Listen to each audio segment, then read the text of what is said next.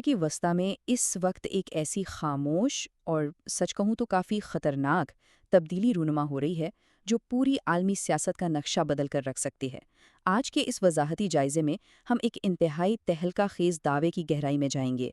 ज़राए का दावा है कि ईरान मुबैना तौर पर अपनी पुरानी जोहरी और सिफारती हिकमत अमली को मुकम्मल तौर पर, जी हाँ, बिल्कुल जड़ से उखाड़ कर तब्दील करने जा रहा है, और इसके असरात वो तो यकीनन पूरी दुनिया महसूस करेगी। तो सबसे बड़ा सवाल ये है, क्या वाकई ईरान की दहाइयों पुरानी जौहरी रेड लाइन हमेशा के लिए मिट चुकी है? अब ये कोई मामूली सवाल नहीं है।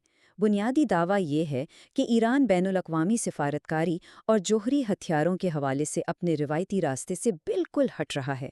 ये एक ऐसा कदम है जो अगर सच साबित होता है तो मशरक़ वस्ता में ताकत के तवाज़ुन को हमेशा के लिए बदल देगा।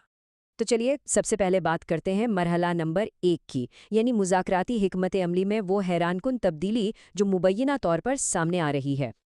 देखिए, दहाइयों से एक सीधा सा उसूल चला आ रहा था कि जब भी मुज़ाकरात की मेज़ पर बैठेंगे तो सबसे पहली बात ईरान के जौहरी प्रोग्राम पर होगी, बाकी सब कुछ बाद में।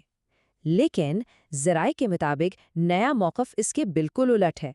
दावा ये है कि ईरान ने अब साफ कह दिया है कि जब तक माशी नाकाबंदी और पाबंदियां ख़त्म नहीं होती, जौहरी प्रोग्राम पर बात करने का तो सवाल ही पैदा नहीं होता है। मतलब शराइत बिल्कुल उलट गई हैं। और इस अचानक तब्दीली ने तजर्बेकार अमरीकी सफारतकारों को भी हैरत और सच पूछें तो काफ़ी परेशानी में डाल दिया है। अब यहाँ ये सोचना बनता है कि आखिर ये तब्दीली अंदर से आई कहाँ से। दावा ये किया जा रहा है कि ईरान के अंदर ताकत का तवाज़ुन बड़ी हद तक बदल चुका है और सख्त-कीर अनासिर अब मुकम्मल तौर पर सामने आ चुके हैं। बताया ये जा रहा है कि ईरान के सुप्रीम लीडर और मिलिट्री क़यादत ने मुज़ाकरात की बागडोर बराह रास्त अपने हाथ में ले ली है। जो रिवायती सिविलियन सिफारतकार थे, उन्हें मुबैना तौर पर साइडलाइन कर दिया गया है। यहाँ तक कि 60% तक अफजूदा यूरेनियम तर्क करने की जो बातचीत चल रही थी, वो भी फ़िलहाल मुकम्मल तौर पर मुअत्तल बताई जाती है। उसके बाद हम आते हैं मरहला नंबर 2 पर, जौहरी फतवे की मुमकिना मनसूखी और मजहबी अहकामात में आने वाली तब्दीली। इस पूरी पेशरफ्त को समझने के लिए हमें ईरान के सकाफती और मजहबी निज़ाम को समझना होगा। देखिए, फतवा महज कोई मशवरा या राय नहीं होती, बल्कि ये एक अटल शरई और कानूनी हुक्म है। ख़ास तौर पर ईरान के निज़ाम में सुप्रीम लीडर का फतवा हतमी रियासती कानून की हैसियत रखता है, जिससे पीछे हटने की कोई गुंजाइश नहीं होती। तो असल बात यह है कि दहाइयों तक मौक़िफ़ ये था कि जौहरी बम बनाना शरअन हराम है, क्योंकि ज़ाहिर है इससे मासूम जाने जाती हैं। लेकिन अब एक इंतहाई तहलका खेज़ दावा सामने आ रहा है कि इस फतवे को मनसूख या तब्दील करने पर संजीदगी से गौर हो रहा है। ज़राए के मुताबिक नई मुबैना मजहबी तौजीह ये पेश की जा रही है कि लगभग 9 करोड़ ईरानी शहरियों को बैरूनी हमलों से बचाने के लिए अब जौहरी हथियार बनाना गुनाह नहीं, बल्कि एक नागुज़ीर दिफाई ढाल बन चुका है। ज़रा सोचिए, ये दिफाई ज़रूरत और मजहबी अहकामात को एक साथ मिलाने की कितनी गैर मामूली और बड़ी मुबैना तब्दीली है। अब चलते हैं मरहला नंबर 3 की तरफ, जो है शुमाली कोरिया की मिसाल और एक कामयाब मॉडल की तलाश। अगर हम हालिया तारीख पर एक नज़र डालें तो तस्वीर बिल्कुल साफ हो जाती है। जिन मुमालिक के पास जौहरी हथियार नहीं थे, जैसे कि इराक या लिबिया की मिसाल ले लें, हम सब जानते हैं कि उन्हें किन हालात और बैरूनी हमलों का सामना करना पड़ा। लेकिन दूसरी तरफ वो रियासतें हैं जो जौहरी ताकत बन गईं और रातों रात उनकी हैसियत नाकाबिले तस्खीर हो गई।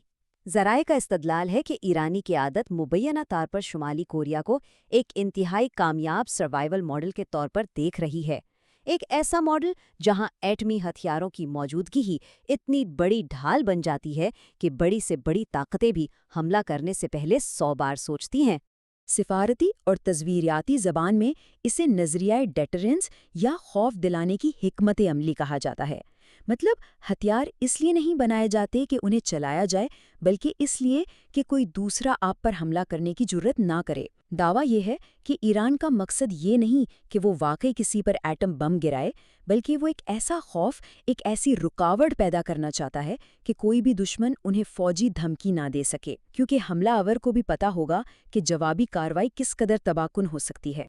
और यही चीज़ हमें ले आती है मरहला नंबर 4 पर, जो है अमेरिका के लिए पैदा होने वाला एक बहुत बड़ा स्ट्रेटेजिक मुखमसा। یہ تمام اندرونی تبدیلیاں مل کر بیرونی سطح پر امریکہ کے لیے ایک خطرناک اسٹریٹجک جال بنتی جا رہی ہیں۔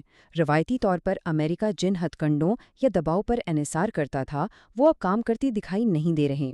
ذرائع کے مطابق مسئلہ یہ ہے کہ خطے سے نکلنے کی کوئی واضح حکمت عملی موجود نہیں اور روایتی فوجی دباؤ اس نئے ہارڈ لائن موقف کے سامنے بے بس سا لگ رہا ہے۔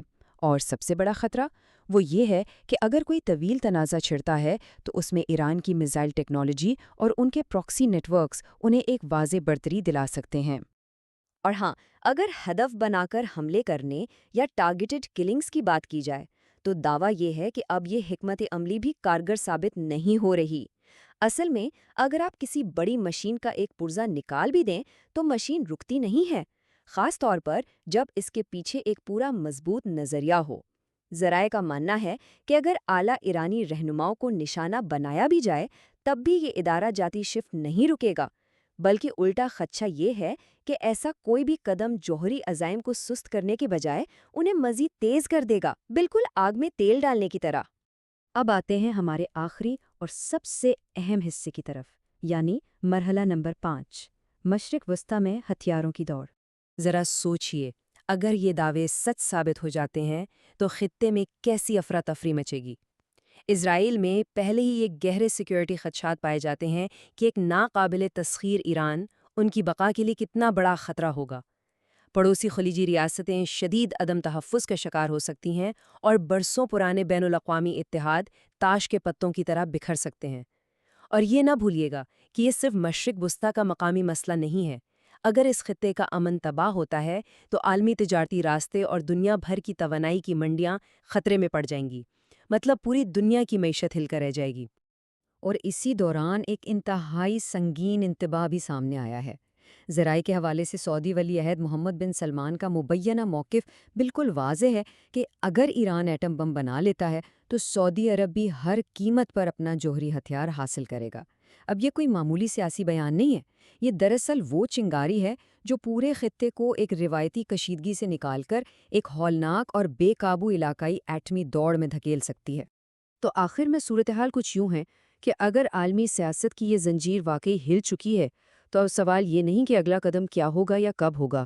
اصل اور سب سے خوفناک سوال یہ ہے کہ جب مشرق وسطیٰ میں واقعی ایک نئی ایٹمی دوڑ شروع ہو جائے گی تو عالمی سلامتی کی کیا قیمت چکانی پڑے گی؟ یہ وہ سوال ہے جو آج ہم سب کے مستقبل پر ایک بہت بڑا اور گہرا سوالیہ نشان چھوڑے جا رہا ہے۔